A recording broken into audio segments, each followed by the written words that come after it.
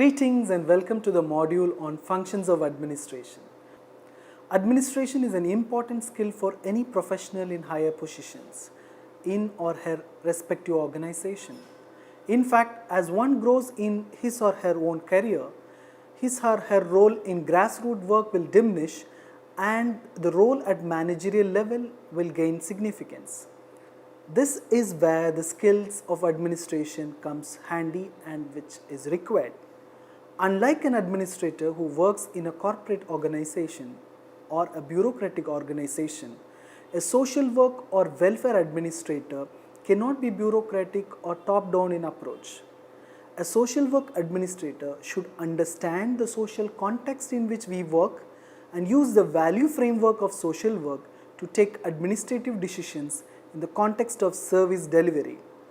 In this lecture, the following learning goals will be there. Number one, this lecture will help the learner to understand and appreciate basic concepts of administration. Secondly, it will help the learner to develop basic understanding of the post-corp framework evolved by Luther Gulick and its usefulness to social work administration. What is administration? Administration is defined as a set of cooperative activities undertaken by an organization to accomplish significant and common goals. Now there are three key words evolving from this definition: cooperation, organization, and goals. Cooperation is a process of working for common benefit as opposed to working for selfish gains.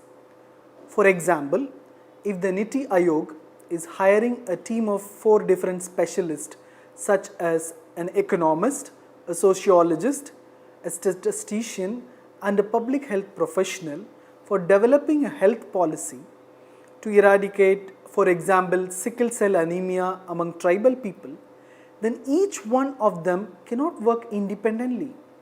They have to cooperate and work with each other and understands each other's function. Thus, cooperation is a vital element in administration. Organization is the next important element in administration. Organizations are social units deliberately constructed and reconstructed to seek specific goals. NGOs, government welfare organizations, are all different types of organization. We will discuss about this in a short while from now. The third important element is goal or objective. Goal is the desired result of an organization. Goal brings team members to work completely and cooperatively together. For example, if a student does not have goal of completing his or her higher studies and getting a job, he or she would not be motivated to study. Thus, cooperation, organization, and goals are central to administration. What is an organization? Organization is a human grouping which is deliberately constructed to accomplish specific objectives. As I said earlier, government agencies, corporations, universities, hospitals, schools, political parties are all types of organizations. Each and every organization has a number of subunits which has been bound together to form a structure, and the structure as a whole fulfills some sort of function. There are a number of subunits in the system. The subunits are interrelated among themselves in an orderly manner. For example, an organization as a whole has to be understood as a system. The departments in an organization, such as the administration department, the finance department, the program department, the evaluation department, are the subunits which we are talking about. So for the betterment of, for example, the field action department, the other subunits such as the administration department and the evaluation department has to be supportive. Thus, it is important for the subunits to cooperate with one another for the betterment of the organization. Now we will try to understand the relationship between organization and administration. Organization and administration are closely related to one another and they are not separated. Organization is regarded as the structure and administration is regarded as the process.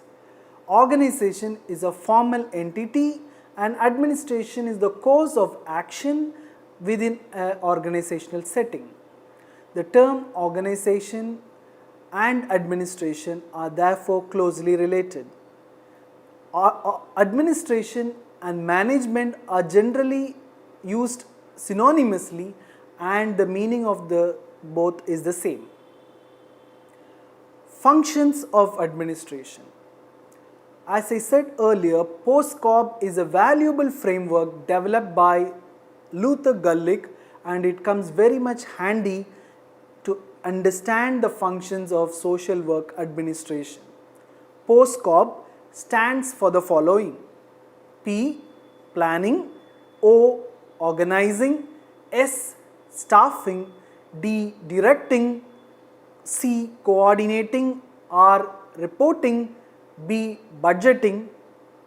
We will learn about each of these functions in this lecture. Planning. The first function of the organization and administration is planning.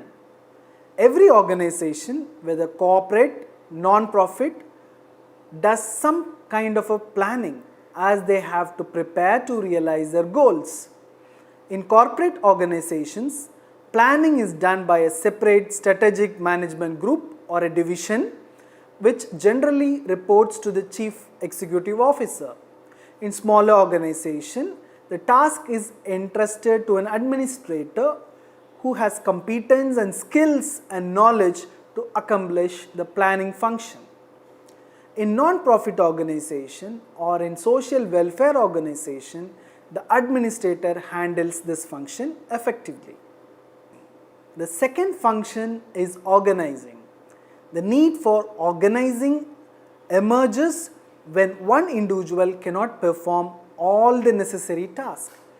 How and on what basis these tasks are divided among individuals and group is the subject matter of organizing.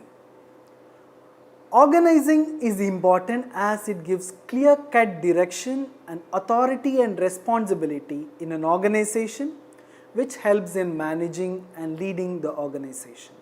There are four important elements in organizing, namely division of labor, decentralizing, departmentalization and span of control. Division of labor means that the total work of the organization is divided into smaller units and distributed among the employees. Work is allotted to the person most suitable for a particular task.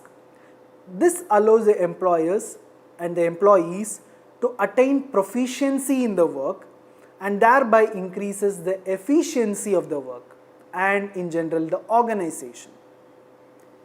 Division of labor means that the total work is made in subunits and it comes together to help the organization. Decentralization refers to the degree with which the authority is distributed among the various levels of organization. Departmentalization refers to the formal function and structure of the organization which comprises of different departments and managerial position and their relationship to each other.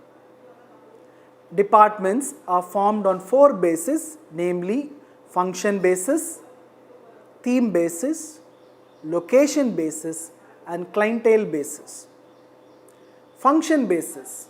Some of the functions are finance and administration function, resource mobilization function, program execution function, etc.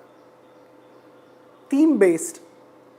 Themes such as themes working on water, urban health, education, etc. Location based such as North Zone, South Zone, Central Zone, East Zone, etc. Clientele based, example women, tribes, children, Dalits, youth, etc. Now we will move on to span of control. Span of control refers to the number of subordinates an individual can supervise and control. Experts recommend that no supervisor can control more than 5 or 6 individuals without decline in the quality. Hence, every administrator will have to mostly handle 5 to 6 personnel at a particular given point of time. The third function of administration is staffing. Staffing deals with recruitment, placement, training and development of members in an organization. The process of developing the same is referred to as manpower planning. The fourth function of an organization is directing. An organization without a leader or a director is a speeding bus without a driver. Therefore, directing and leading are seen as the highest role of an organization. Leaders can be both formal and informal. Formal leaders are found in formal institutions like bureaucratic organizations like military, etc. Hence, organizational functioning in formal organization is governed by written and formal rules. On the other hand, informal leaders are found in traditional governance structures such as gram panchayats, NGOs, etc. The fifth function of administration is coordination. Coordination is the process of achieving organizational goals effectively by various means. The important methods of coordination includes line of command, following rules and regulations, etc. The sixth function of administration is reporting. Reporting is a powerful means of keeping the superiors and the stakeholders aware and informed about the problems, progress and process of work. Reporting is done at every level. The annual report of the organization is the statement of achievements and shortcomings of the organization to the general body of the organization and the society at large. Within the organization, the Chief Executive Officer reports to the Board of Management or the governing body. Subordinates to the Executive Officer will report to him or her and so on. The seventh function of administration is budgeting.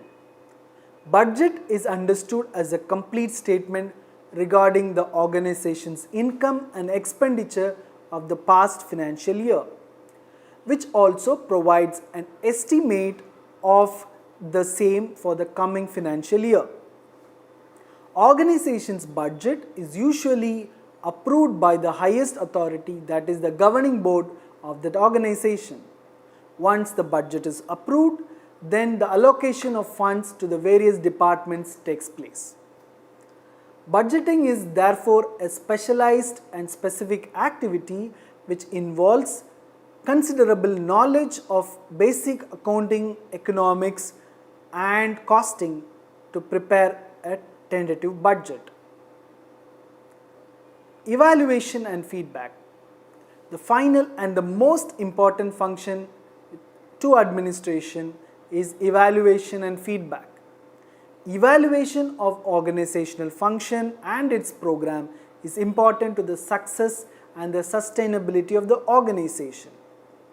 Normally, evaluation of the organization includes the following, namely, evaluating the need and relevance of the program, the extent of participation of the clients, the various stages of the programs, the accessibility of the programs, availability and quality of the service offered by the organization, and sustainability and financial viability of the program. Feedback, another aspect of administration, is the cheapest yet most powerful function. It gives the employee a sense of information about the work performance.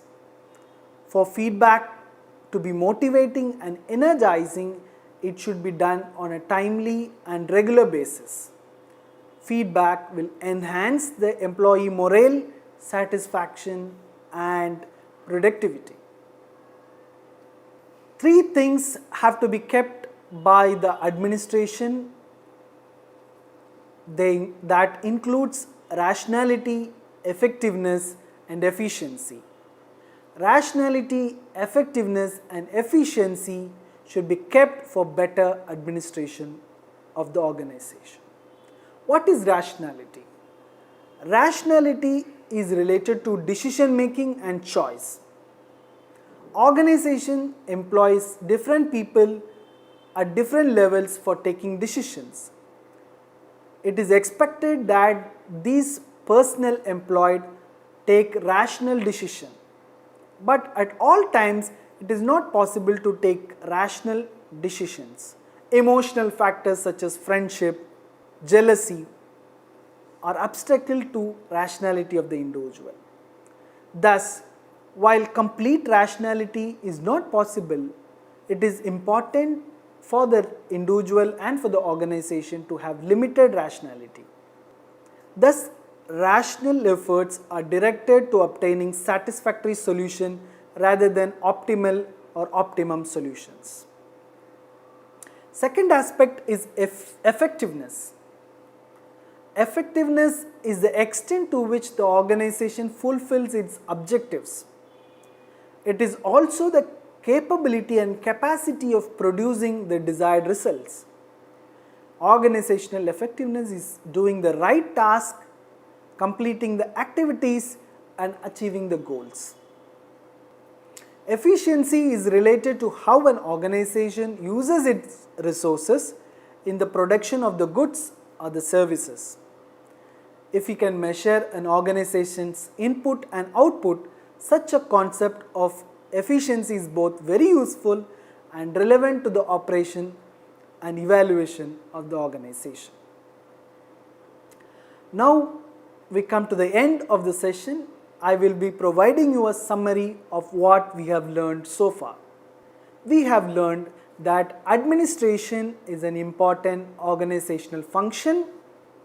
The key elements of administration are cooperation, organization, and goals.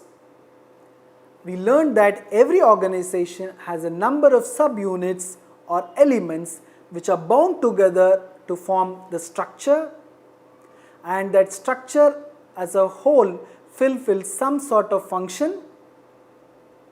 We also learned that organization is regarded as structure and administration is regarded as process. We learned that organizational goals urged the organization to take action for realization of the goals. We finally understood that POSCOB is an effective framework for administration, especially in social welfare organization. Thank you for listening to me, and all the best for the next module.